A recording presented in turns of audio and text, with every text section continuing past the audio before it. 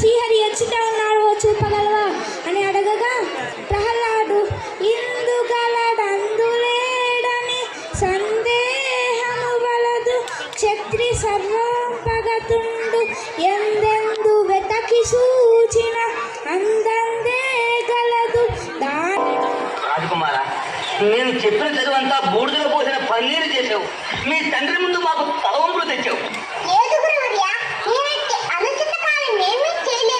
మరి ఏమి నీవు చేసినది? మేము చెప్పిన చదువులేమి, నీవు పలికిన పలుకులేమి నాయన?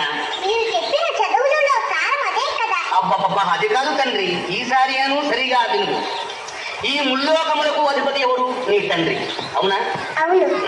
అతన్ని మించిన వారు లేరు, అవునా? అవును. కనుక అతన్నే భగవంతుని భావించి అతని నామే జపించవలెను. ఇది అను. ఓం హిరణ్యాయ నమః. ఓం నారాయణాయ నమః. మళ్ళీ అదే కోత కూర్చున్నావు. ఎవడా నారాయణుడు? సకల జగత్ కళ్యాణకర్త, అతడే భగవంతుడు. కాదనుంటే ఒకరు కాదన్న మాత్రం అతడు కాకుండా పోగునా గురువర్య? అదిగో మాకే పాట పడి చెప్పుతున్నావు. గురువు నీవాగేమా? మీరే. అవునా? అయితే మేము చెప్పినట్టు చెప్పు. ఓం హిరణ్యాయ నమః.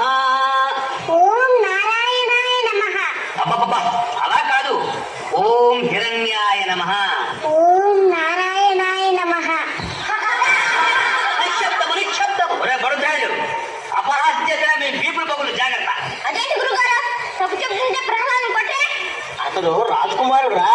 అతను కొడితే అతను తండ్రి గురువు గారి చర్మం ఒలిచే. కాసేపు పెడతా, బయటకు వెళ్ళండి.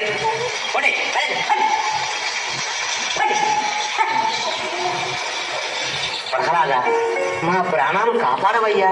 ఆ పాడు హరినామస్మరణం మానవయ్యా. గురువులు చెప్పవలసిన మాటలేనా ఇది? హరిభక్తి లేనివాడు పశువు కన్నా హీనం కదా. అయితే ముల్లోకాధిపతి నీ తండ్రి, నీకు గురువులైన మేము ఈ దానవలోకము అంత పశువులని నివన్నది. హరి హరి, గురుదూషణ పాపం కదా. పాపం పాపం అంటూనే గురువులకు పంగనామాలు పెడుతున్నావే. లేదు గురువర్య, నా ప్రార్థన ఆలకించండి. మీరు కూడా ఆ హరిని సేవించి తరించండి. సరే, ఇక నీకు మేము చెప్పేదే ఉంది. మా పిండాకుడు తమ్ముడు, నా వడలంతా కంపముగా ఉన్నది.